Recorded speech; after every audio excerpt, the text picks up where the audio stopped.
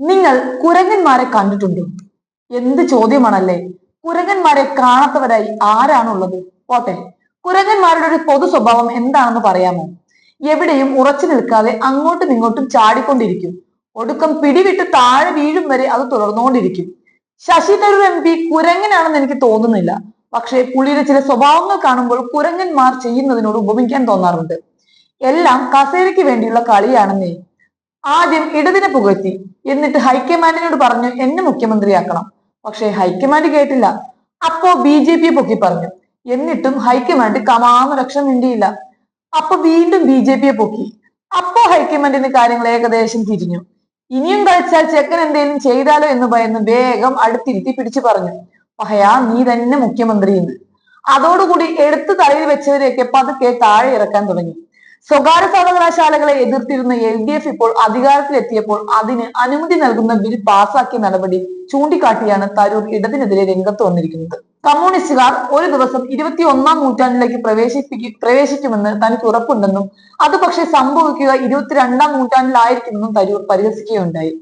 ഇന്ത്യയിൽ ആദ്യമായി കമ്പ്യൂട്ടറുകൾ വന്നപ്പോൾ കമ്മ്യൂണിസ്റ്റ് ഗുണ്ടകൾ പൊതുമേഖലാ ഓഫീസുകളിൽ കയറി അവ തല്ലി പൊട്ടിച്ചെന്നും ഇന്ത്യയിൽ മൊബൈൽ ഫോണുകൾ കൊണ്ടുവരുന്നതിനെ എതിർത്ത ഒരേ ഒരു പാർട്ടി കമ്മ്യൂണിസ്റ്റ് പാർട്ടിയാണെന്നും സമൂഹ മാധ്യമങ്ങളിൽ പങ്കുവച്ച ഒരു കുറിപ്പിൽ തരൂർ കുറിക്കുകയുണ്ടായി. ഈ മാറ്റങ്ങളുടെ യഥാർത്ഥ ഗുണഭോക്താവ് സാധാരണക്കാരനാണെന്ന് മനസ്സിലാക്കാൻ അവർക്ക് വർഷങ്ങൾ എടുത്തു.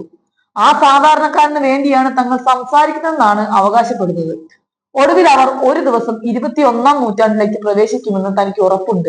പക്ഷേ അത് 22ാം നൂറ്റാണ്ടിൽ മാത്രമായിരിക്കുമെന്നും അദ്ദേഹം പറയുന്നുണ്ട്.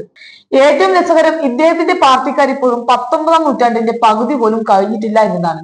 ശരിയാണ്, മാറ്റത്തിനൊപ്പം മാറാൻ തയ്യാറാകണം നേതാക്കൾ.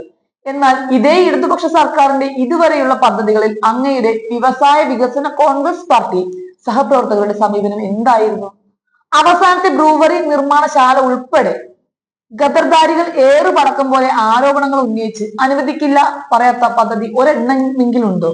ശരിയാണ്, ഇപ്പോഴും ഇടതുപക്ഷത്തെ ചില നേതാക്കളെങ്കിലും 21ാം നൂറ്റാണ്ടിലേക്ക് പ്രവേശിക്കാൻ 22ാം നൂറ്റാണ്ടിൽ എത്തണം. എന്നാൽ ഈ വൈകിയുള്ള നടത്തത്തെക്കാൾ അപകടകരമായ മറ്റൊന്ന് രാജ്യത്ത് സംഭവിക്കുന്നുണ്ട്: പിന്നോട്ടുള്ള നടത്തം. അങ്ങ് കഴിഞ്ഞ ദിവസങ്ങളിൽ പ്രശംസിച്ച സംഖ്യകൾ 22ാം നൂറ്റാണ്ടിൽ നാടിനെ എത്തിക്കുക 16ാം നൂറ്റാണ്ടിലേക്കോ അതിന് പിന്നിലേക്കോ ആയിരിക്കും. ഇപ്പോൾ തന്നെ പള്ളികൾക്കിടയിൽ ലിംഗം തപ്പി നടക്കുക, ഔറംഗസേബിന്റെ കുഴിമാടം പൊട്ടിക്കാൻ നടക്കുകയൊക്കെയാണ് അങ്ങ് പ്രശംസിച്ചവർ സൃഷ്ടിക്കുന്ന ട്രെൻഡിങ്. മുൻപ് ഇങ്ങനത്തെ സൂക്കേടൊന്നും ഇങ്ങേർക്കില്ലാത്തതായിരുന്നു. ഓരോ ദിവസം മാറുമ്പോഴേക്കും ഇങ്ങനെ മാറുന്ന നേതാക്കളുണ്ടോ? ഇലക്ഷൻ ഒന്ന് കഴിയട്ടെ, അപ്പൊ അറിയാം ശരിക്കും ശശി തരൂർ ഏത് പാർട്ടിയിലാണ് വിശ്വസിക്കുന്നതെന്ന്.